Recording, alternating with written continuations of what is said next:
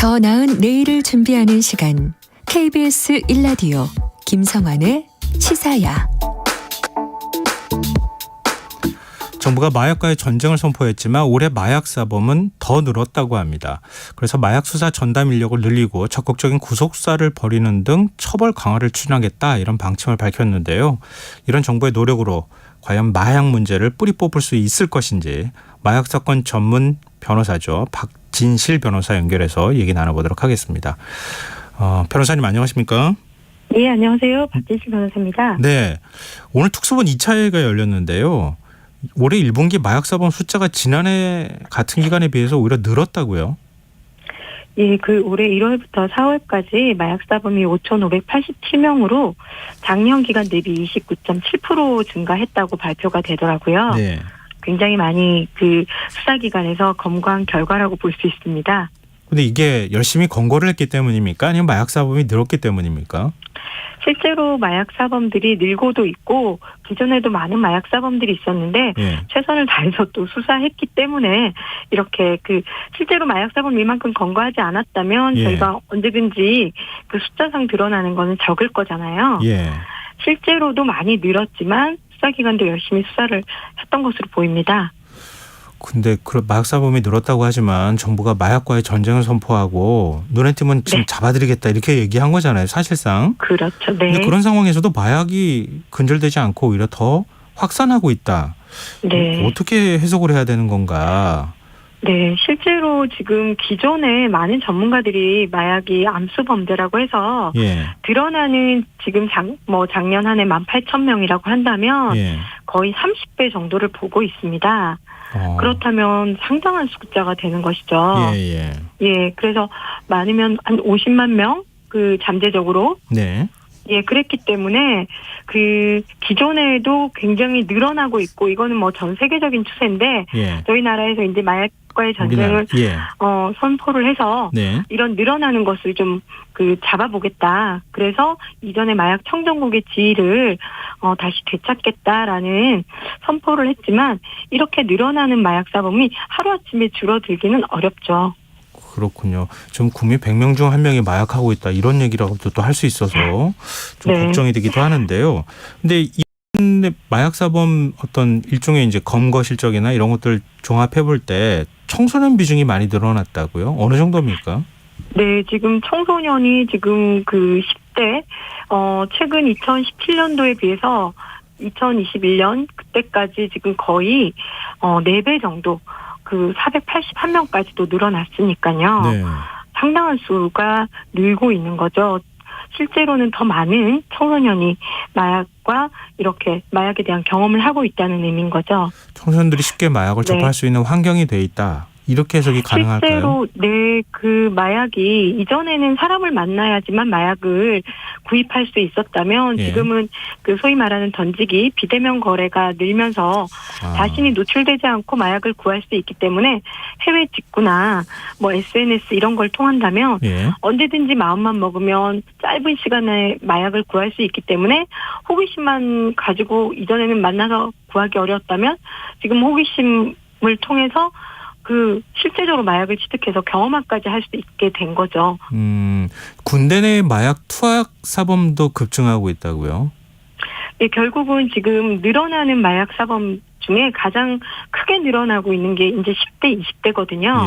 이 사람들이 이 연령층들이 결국은 또 군대에서 유입되다 보니까 군대 마약 투약 사범도 올해 1월부터 4월까지 적발된 인원이 18명이라고 합니다.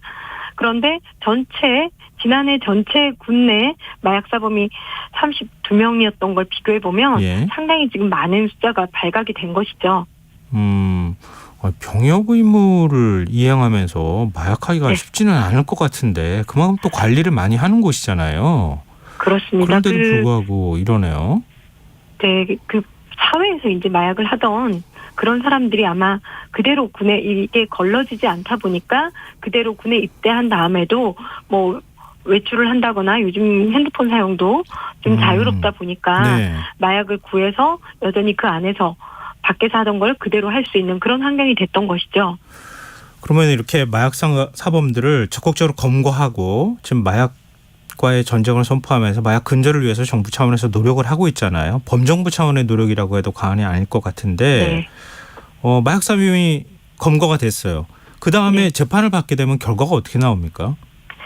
예, 일단은 지금 단순 투약 사범에 대해서는 정말 그 혐의가 많지 않고 경미하다, 중독이 아직 심하지 않다라고 하면 기소유예 처분을 해줍니다. 예. 그렇지 않고 사안이 조금 더 그것보다는 단지 기소유예만으로는 어렵겠다라고 한다면 재판에 넘겨지는데, 재판에 넘겨졌을 때도 단순 투약 초범인 경우에는 뭐 재범의 우려가 좀 약하고 사회적 유대관계가 강하고 본인이 반성을 하고 있고 이런 여러 가지들을 고려한다면 네.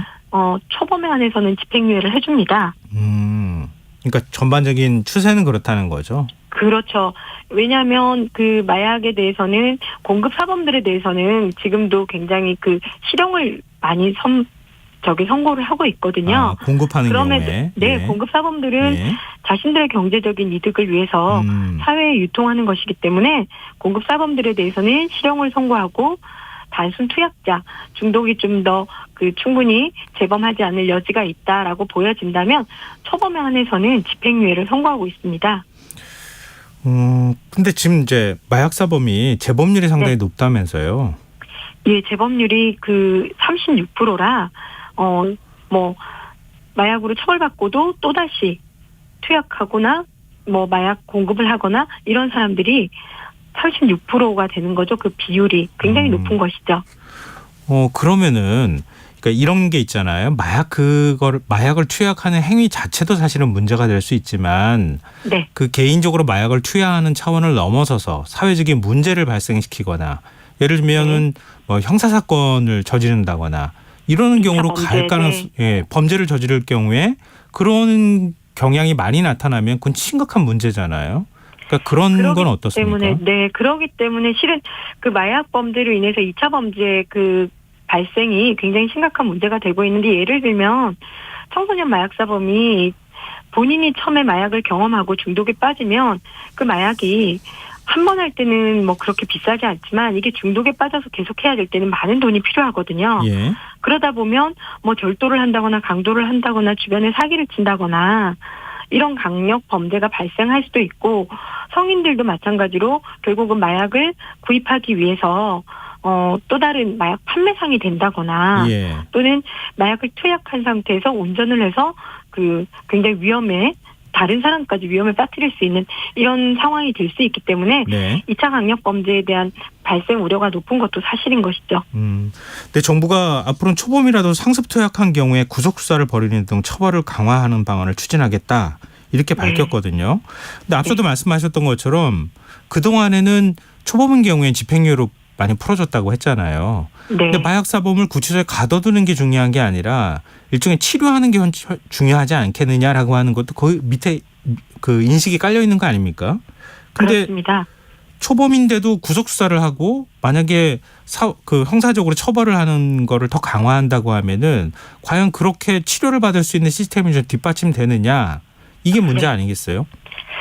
그래서 오늘 아마 그렇게 발표를 하신 게 제가 봤을 때는 굉장히 지금 심각한 마약 범죄에 대해서 극단적인 아마 조치로서 그런 언급을 하신 게 아닌가 싶습니다. 가장 중요한 것은 마약 중독은 범죄이면서 또 다른 뇌 질환이거든요. 동시에. 그렇기 때문에 치료가 없이 처벌만 한다고 해서 6년을 살고 나온다고 하더라도 제대로 된 치료가 되지 않으면 소위 말하는 출소를 하자마자 또다시 약을 경험할 수 있는 여지가 너무 많거든요.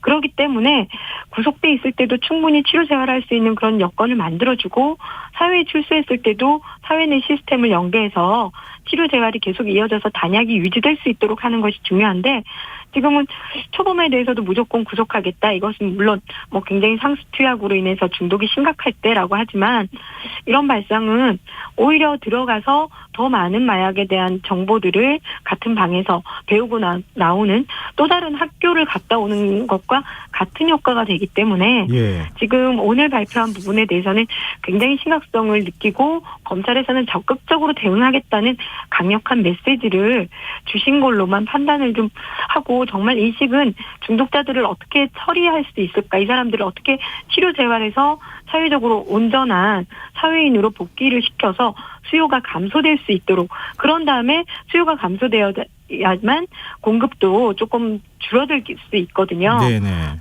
그렇기 때문에 이 양면을 같이 다 고려를 해야 되는데, 처벌만 가지고는 절대 중독은 해결될 수 없는 문제라고 이미 지금 다 전문가들은 알고 있는데, 예. 그런데 이번에 오늘 발표에서는 예. 처벌 없이 치료 재활은 의미가 없다, 이렇게 말씀을 하셨더라고요. 그만큼 처벌에 대해서도 강력한 포인트를 두겠다라고 했는데, 그러려면 치료 재활이 반드시 거기에 상응하는 정도의 수준까지 지원이 돼야지만 그것은 제대로 된 효과가 있는 것이지, 처벌만을 강조한다거나 치료 재활을 무시한다거나 이래서는 마약 수요를 감소시킬 수는 절대 없습니다. 그렇군요. 일종의 이제 계속 반복되는 악순환이 될 수 있다, 이제 이런 말씀이신데요. 그렇죠. 네. 근데 정부 차원에서도 좀 치료 재활하는 걸 좀 지원하는 그런 방안들 혹시 네. 안 내놓습니까? 지금 그래도 윤석열 정부에서 치료 예. 재활에 대해서 또 관심을 가지고 언급들이 있었습니다. 예.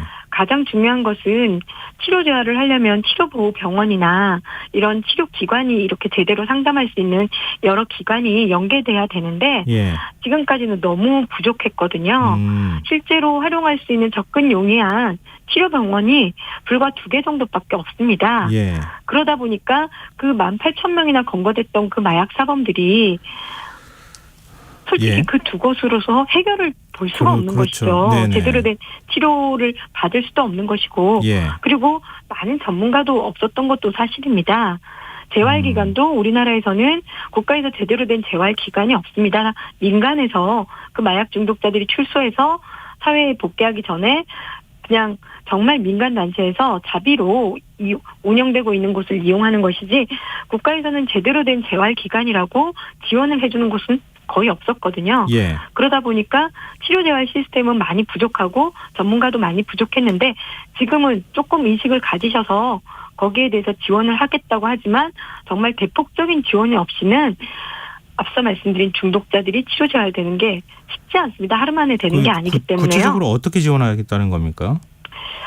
지금 그 마약 퇴치운동본부나 또는 식약처에서 그 보건복지부나 이런 곳에서 중독센터를 늘리겠다. 마약 퇴치 지금 중독재활센터가 전국에 2곳이 있습니다. 예. 이런 부분을 전국적으로 확대를 하겠다라고 하는데, 여기에 이제 필요한 또 전문 인력이나 전문 그 시설이 필요한 것이죠. 그렇죠. 예. 이런 부분들의 예산도 아직은 많이 지원이 되고 있지 않고 정해지지도 않고 있어요. 예. 그리고 치료보호병원 자체도 여전히 받으려고 하지 않습니다. 중독자에 대해서는. 예. 솔직히 말해서 돈이 안 된다고 생각을 해서 힘들기만 하고, 예. 그래서 다른 정신적인 문제로 입원하는 환자는 받겠지만 마약 중독자들은 받지 않겠다, 이런 병원이 많아서 네. 이런 부분에 대해서도 충분히 지원돼서 그 병원들이 활성화될 수 있게 도와줘야 됩니다. 그래서 이런 부분들이 조금 인식이 생겨서 지금 노력을 하고 계시다고 하지만 여전히 아직은 여전히 기존 상태에서 벗어나고 있지는 못한 상태입니다. 네, 알겠습니다. 마약 범죄를 이제 그 마약 투약자들을 찾아내고 또 처벌하는 것도 참 중요하지만, 또 앞으로 네. 더 새로운 어떤 마약 투약자들이 나오지 않도록 엄벌하는 것도 중요하지만, 치료 재활에 관심을 기울이는 것도 그 못지않게 중요하다. 정부에서 그런 부분에 좀 더 관심을 가져야 한다, 이런 말씀을 해주셨네요. 네, 오늘 말씀 고맙습니다. 네, 수고하십시오. 예, 지금까지 박진실 변호사였습니다.